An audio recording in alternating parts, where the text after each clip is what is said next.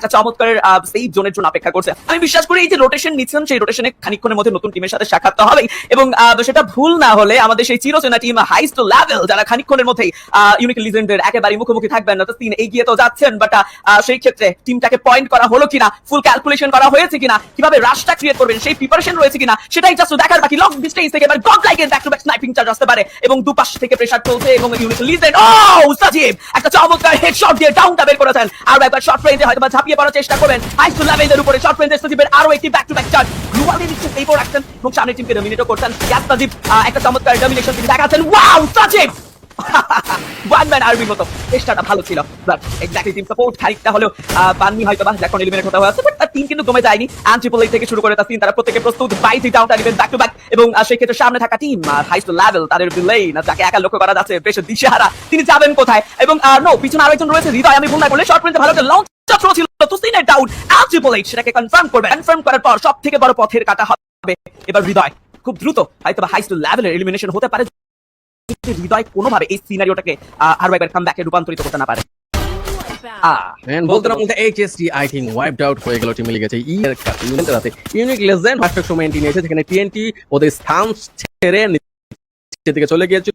Highest স্থানটা নিয়ে unique থেকে পিছন থেকে এসে চমৎকার ভাবে কিল পয়েন্ট নিয়ে হাইস্টকে এলিমিনেট করে দিয়েছে। অস্থির একটা সিনারিও দেখতে পেলাম মাত্র আমরা। এন্ড টিএফসি কে দেখলাম পজিশন ধরে বসে থাকতে, যেখানে আরএসকে রয়েছে উপরে, টিএফসি রয়েছে নিচে।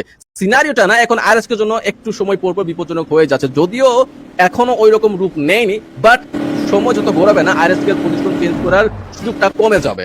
যদি জোন ওদের সাথে ভালো ব্যবহার করে তাহলে হয়তো জোনের কাভারটা ওরা পাবে, নয়তো বা একটু সময় পরে আরএসকের জন্য চমৎকার লেভেল একটা বিপদ ওয়েট হয়ে যাবে পজিশন যদি ধরতে না পারে। বলতে আমাদের রাহিম ইলেকট্রো ফার্স্ট থেকে ফাইট আমরা দেখতে পাচ্ছি, যেখানে রাহিম সুন্দরভাবে একটু ডাউন করেছিল TFC versus electro.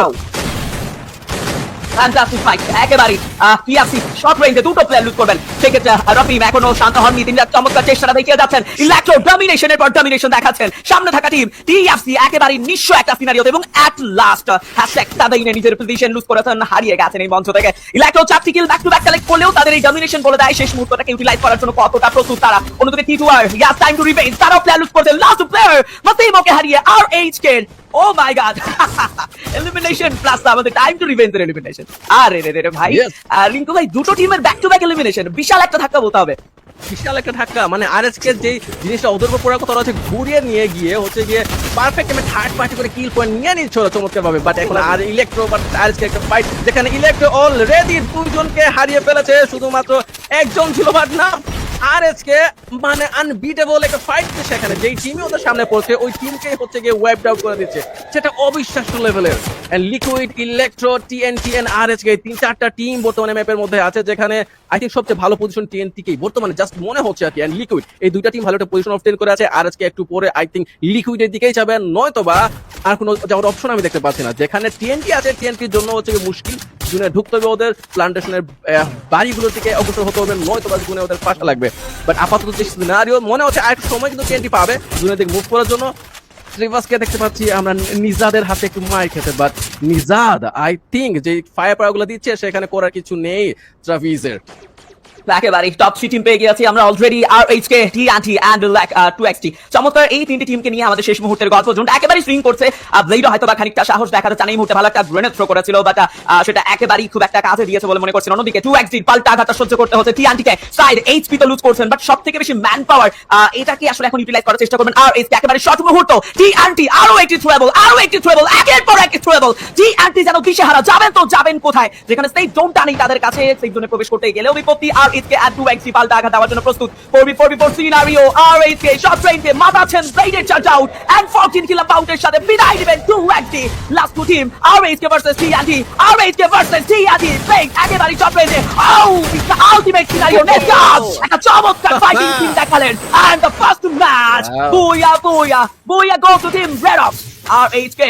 And Rinku ভাই আগে থেকে ওইখানে আছে, এখন স্টিল ওখানে সার্ভাইভ করে আছে, কেউ ওকে এখন পর্যন্ত স্পট করতে পারেনি, যেটা অবিশ্বাস্য। আরএসকে ওই সাইড গিয়েছে, টিএনটি ওই সাইডে গিয়েছে, এখন ওইখানে আছে, তারপর লিকুইড প্লেয়ারকে কেউই দেখতে পাচ্ছে না, কিভাবে সম্ভব?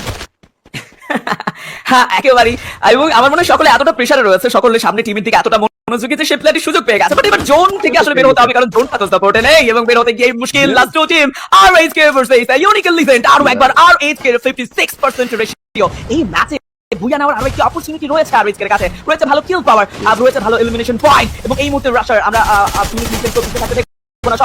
যে পরিপূর্ণ সিনারিওতে ইউনিক লিজেন্ড যথেষ্ট চেষ্টা করে চলেছে গ্লোবাল দিয়ে নিজেকে সেফ রাখার চেষ্টা। সাজি ব্যাক অ্যান্টিপোলেট লং ডিসটেন্স থেকে ব্লেডের দিকে টাচ আউট। অ্যান্টিপোলেট থেমে যাচ্ছেন না, তিনি ব্লেডকে ডমিনেট করে তবে হবেন, এবং অ্যান্টিপোলেটে ব্লেড ভালো করতে নিয়েছিল, বাট যখন টিম সাপোর্ট সেখানে কোনো প্রকার দুশ্চিন্তা কারণ বলে আমি দেখছি না। বাট আরেক সুযোগ প্রথম আছে বিয়ে নিয়েছে, কনফিডেন্স খানিকটা হলেও এগিয়ে থাকবে। তো তিনি পয়জন তো থ্রো করছেন, বাট এই ট্রেবলের সিনারিওতে আর এসকে এক্সট্রা বেনিফিট চাইলে নিতে পারে। গ্লোবালটা গ্লোবাল ইউটিলাইজ করলেও জোনটা আর এসকে সাপোর্টের নেই।